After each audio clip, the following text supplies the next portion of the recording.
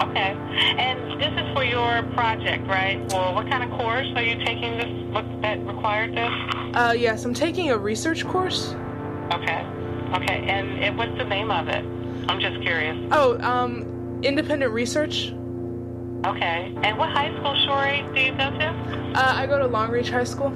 Oh, great. And you're in 11th grade, 10th grade? 11th. I'm a junior. Well, I was about 10 years old before I realized it.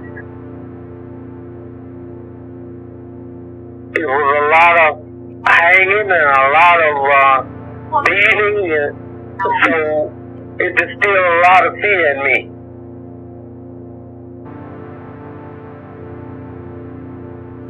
Where I lived, and I was selling bags and handbags, but shopping bags.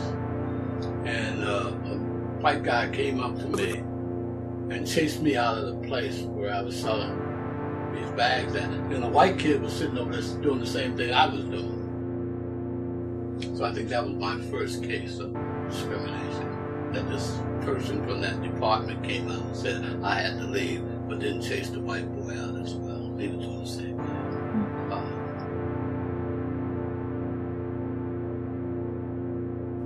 Throughout my adult life, I certainly had a lot of discrimination I felt was in job retention and promotion. I went in the military in 51, and it had just began to integrate the military, and I was in one of the first units that was integrated, and it was blatant discrimination. They wouldn't call you soldier. You was black, they call you boy, and you didn't get promoted. It was blatant discrimination in the military when I first went in. And after I got out.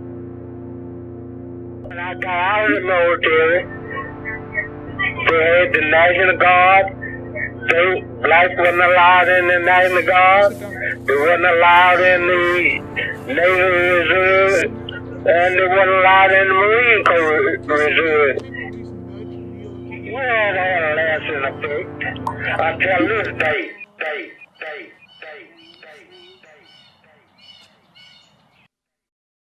Think of an experience of racism that you had. And then don't just think about it. You gotta tell me about it. Don't just think in your head and then keep it and then we leave. No, just tell me about it.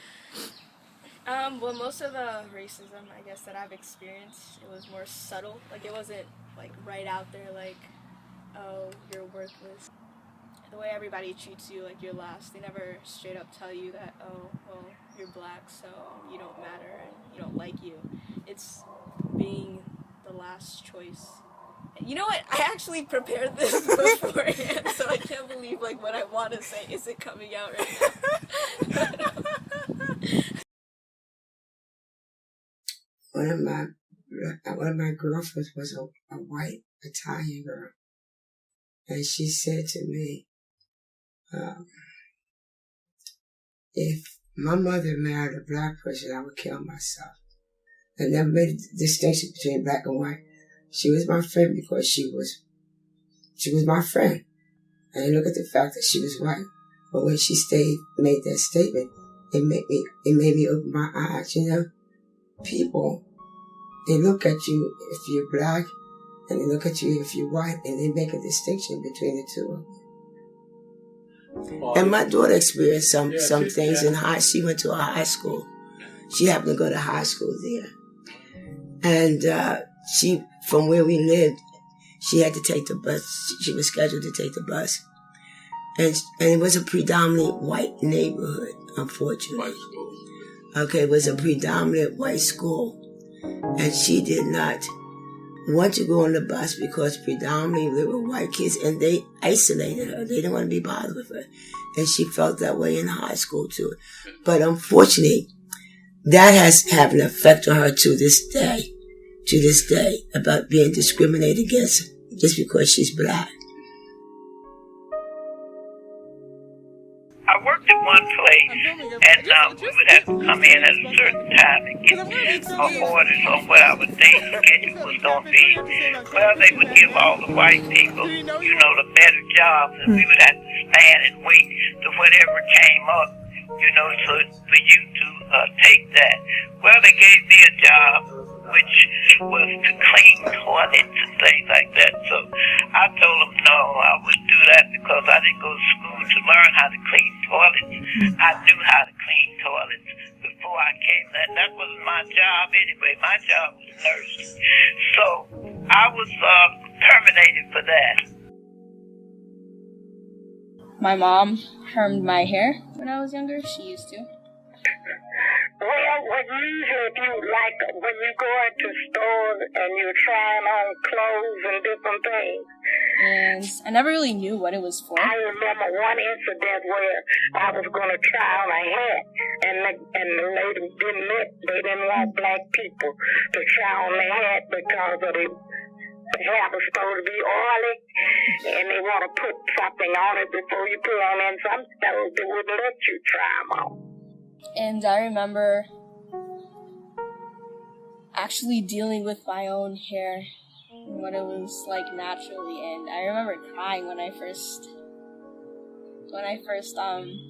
figured out what my natural hair really looked like, since it was such a long time since I've had it.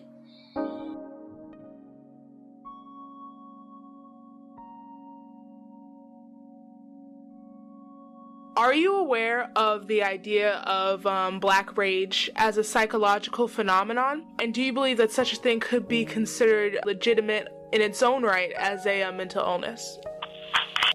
Yeah, I believe it can. I know it's very controversial, and people in my field in counseling psychology have debated whether or not it is actually a diagnosis or not. But I think given the characteristics of rage and even post-traumatic stress disorder, my opinion is that I see black rage manifesting itself in anxiety and so many other psychological dimensions that we typically see in mental health settings. What advice would you give to somebody who's facing racism now? Like, what advice would you give to a young black kid facing racism today? Get the best education you can and learn as much as you can and try to figure out a way to maneuver yourself around a lot of discrimination and a lot of setbacks. Figure a way to maneuver around and make it anyway. No, let me see what yours says. Don't let anyone tear you down, bring you down. You are to feel successful within yourself. You have to love yourself first. Okay? Love your first and this is what you want to do with your life. You have to really start setting goals at an early age to determine what it is that you want to do. And don't let anyone deter you from that. No one. I don't care who it is. No one. Neil.